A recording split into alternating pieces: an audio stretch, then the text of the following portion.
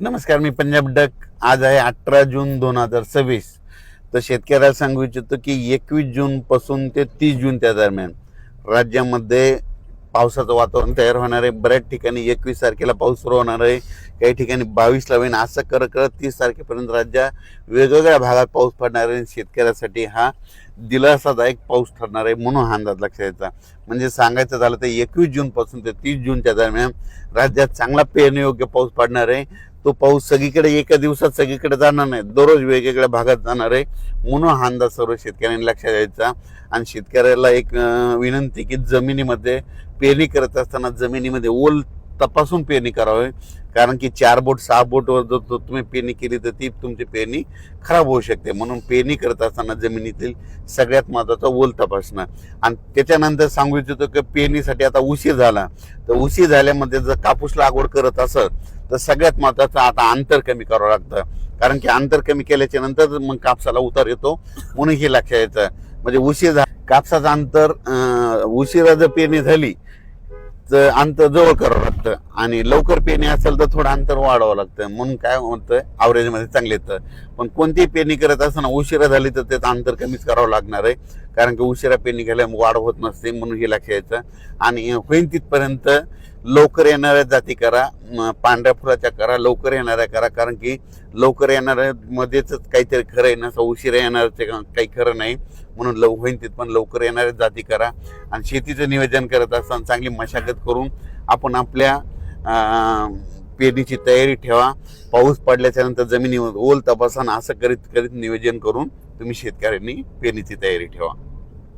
परत एक शेतकऱ्याला सांगू इच्छितो की यावर्षी दरवर्षी मी म्हणतो ना, जूनच्या शेवटच्या आठवड्यातच पेरणी होणार आहे. मी पहिल्यापासून सांगतो की निसर्गच 22 दिवस पुढे सरकला आहे, पण याकडे कोणी दुर्लक्ष करतं. लोक जे अंदाज देत असताना निसर्ग कोणी लक्षात देईना. निसर्ग काय झाला की ऋतुचक्रमान 22 दिवस पुढे सरकले, थंडी 22 दिवस पुढे सरकेली, उन्हाळा 22 दिवस पुढे सरकला, आणि पावसाळा 22 दिवस पुढे सरकला. लहान मुलाला जर विचारलं तर पाऊस कधी येणार, तो म्हणतो 7 जूनला येणार. पण आता भविष्यामध्ये काय करावं लागणार आहे, आता 7 जून ऐवजी आपल्याला दरवर्षी म्हणावं लागणार आहे जूनच्या शेवटच्या आठवड्यात पाऊस येणार आहे आणि पेरणी होणार आहे, असं म्हणावं लागणार आहे. कारण की हे भविष्यात ही परिस्थिती असंच राहणार आहे. पाऊस दरवर्षी 7 जूनला येणारच नाही, फक्त थोड्या भागात पडेल. पण खरी पेरणी मात्र 14 आपलं जूनच्या शेवटच्या आठवड्यात होणार. म्हणून आता 2027 बी धरा, 2028 आणि 2029ला तरी तुम्ही काय करा, वाटल्यास आतापासूनच लक्षात ठेवा पेरणी कधी होणार, तर शेवटच्या आठवड्यातच होणार. आणि यावर्षी तशीच परिस्थिती. मी खूप दिवसापासून सांगत होतो निसर्ग पुढं सरकायला, पण याकडे कोणी दुर्लक्ष करत, सगळेजण दुर्लक्ष करत होते. पण आता खरी वेळ आली.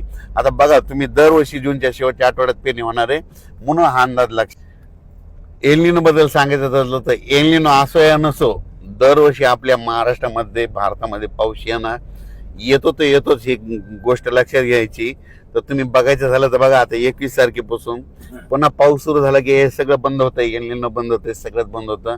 म्हणून शेतकऱ्याला सांगू इच्छितो, आपल्या भारताला 2 समुद्र आहेत, एक अरबी समुद्र, बंगालच्या खाडीचा समुद्र. अरबी समुद्रामधून जरी पाऊस नाही आला तर शेतकऱ्यांनी एक तारीख लक्षात घ्या, 20 सप्टेंबर एक कॅलेंडरमध्ये लिहून ठेवा. 20 सप्टेंबरला एक पाऊस येणार आणि शिवाय शेतकऱ्याची ज्वारीची पेरणी करून देणार. म्हणून हे गणित लक्षात घ्यायचं. म्हणून म्हणतो एल असं नसो, दरवर्षी आपल्या महाराष्ट्रात पाऊस येणार हे निश्चित. एल तुम्हाला सांगू इच्छितो 15-20 वर्षामध्ये कधीतरी एकदा उद्भवत असतो. दरवर्षी समुद्राचं तापमान सारखं नसतं.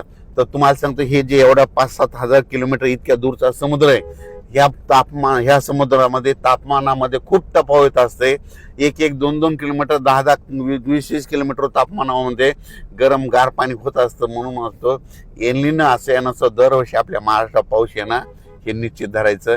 यावर्षी देखील येणार आहे, फक्त जेमतेम पडणार आहे, सरासरी इतका पडणार आहे, पण परत इथं पाऊस जास्त पडणार आहे, म्हणून हा अंदाज लक्षात घ्यायचा.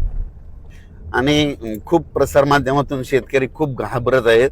शेतकऱ्यांनो, जूनमध्ये पहिल्यापासून म्हटलं तर कमी पाऊस पडणार आहे, जुलैमध्ये जास्त पडणार आहे, ऑगस्टमध्ये थोडाफार कमी राहील, पण सप्टेंबर ऑक्टोबर परतीचा पाऊस जास्त राहणार आहे. 13 नोव्हेंबरला थंडी येणार आहे. म्हणून यावर्षी दोन्ही पिकं येणार आहे, एक तर खरीप पण येणार आहे आणि रब्बी पण येणार आहे. खरीप कशामुळे चांगलं येणार आहे, खरीपमध्ये जेमतेम पाऊस असला, थोडा कमी असला की ट्रेस भेटल्याच्या नंतर पिकाला फुलं लागतात, फुलं लागल्याच्या नंतर शेंगात रूपांतर होतं. त्याच्यामुळे खरीपाचं पीक चांगलं येणार आहे. आणि त्याच्यानंतर रब्बी पीक कशामुळे येणार आहे, कारण की खरीप आणि रब्बीचा निवाडा करणारा जो पाऊस आहे ते एक पाऊस काय होतं ऑक्टोबर म्हणजे परतीचा पाऊस पडणार आहे, त्याच्यामुळे ते निवाडा करणारा ते परतीचा पाऊस जास्त पडणार आहे, त्याच्यामुळे रब्बीचं पीक चांगलं येणार आहे. म्हणून शेतकरी हिताचं यावर्षी साल आहे, म्हणून हे लक्षात यायचं. अफवेला पडू नका आणि यावर्षी पाऊस पडणार आहे. धन्यवाद.